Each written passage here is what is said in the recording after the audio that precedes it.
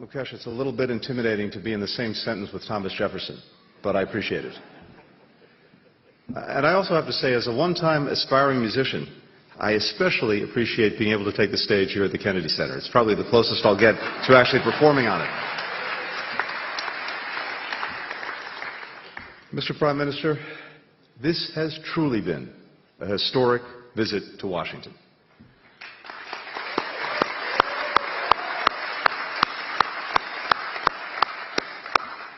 To Dr. Mukesh Aghi, to the U.S.-India Strategic Partnership Forum, to the members of the Indian-American diaspora, and we've noticed that you're here this week,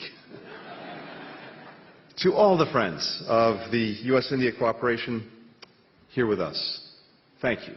Thank you for your work to bring our countries and our citizens ever closer together.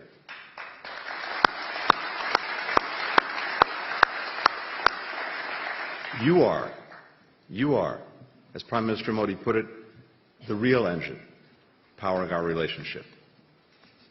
Over the last several decades, we have seen a transformation in U.S.-India ties, driven by private sector and civil society leaders like you, by governments of different parties in both of our countries.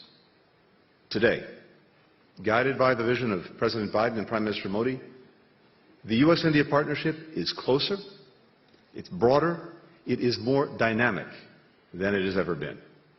And as President Biden said yesterday, we are two great nations, two great friends, two great powers that can define the course of the 21st century.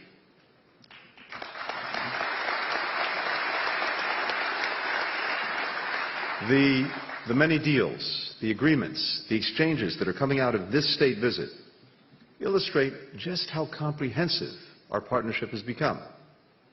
It reaches quite literally from the seas to the stars, from promoting public health to bolstering peace and stability in the Indo-Pacific. And at its heart is our economic engagement between entrepreneurs, investors, researchers, and others that is expanding opportunity for both of our countries and beyond. Together, we are facilitating greater trade and investment, building on what is already a record $191 billion in bilateral trade. We see the mutual benefits of this relationship when Air India purchases 200 Boeing aircraft, supporting over 1 million American jobs in 44 states. And we see it when Boeing, in turn, commits to training Indian pilots and building regional hubs in India.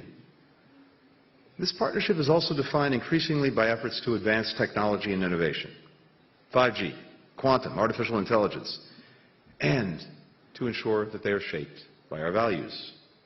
Building on the initiative on critical and emerging technologies that was launched in January, we announced an innovation handshake yesterday to further connect our startup ecosystems. And the landmark agreement to jointly manufacture advanced GE fighter jet engines in India will facilitate greater tech transfer while strengthening our shared security.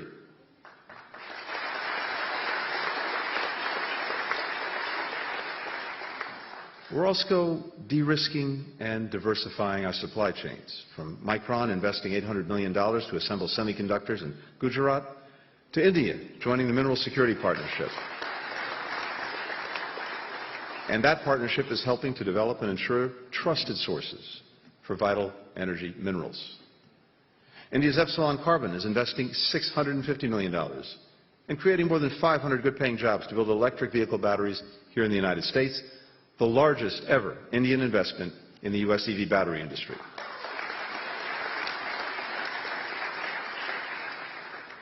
And of course, we're investing in our people. Our country's education systems have collectively trained the leaders of trailblazing companies in both the United States and India, Infosys, IBM, FedEx, and we're committed to continuing to create new success stories, streamlining visa processes, opening new consulates to facilitate travel, expanding student exchanges, research collaborations, addressing skills gaps, promoting economic empowerment of women, ensuring that all our people have access to opportunity. You know, if we were gathered together 50, 75, 100 years ago, and we were asking ourselves the question, what constitutes the wealth of a nation? Probably the answer you get back then is maybe the size of its landmass, its population, the strength of its military, its abundance of raw materials. And all of those things remain important. But I think what the United States and India recognize powerfully together is that in this 21st century, the true wealth of our nation is our people. And our ability to maximize their potential is what sets us apart. President Biden often likes to say that America can be defined by a single word: possibilities. These past few days have underscored how that spirit of possibility, defines now the U.S.-India relationship. Our governments will continue to do our part. But I'm asking all of you in this room to continue to do yours. Forge new ventures and partnerships. Invent game-changing products and services. Create unimagined opportunities. Visit friends and family in India. Host them here in the United States. Maybe even right here at the Kennedy Center. Continue to be that engine powering our progress. If we do all that, I truly believe that the U.S. and India will shape together a more peaceful, a more prosperous, a more connected future. Thank you all so very much.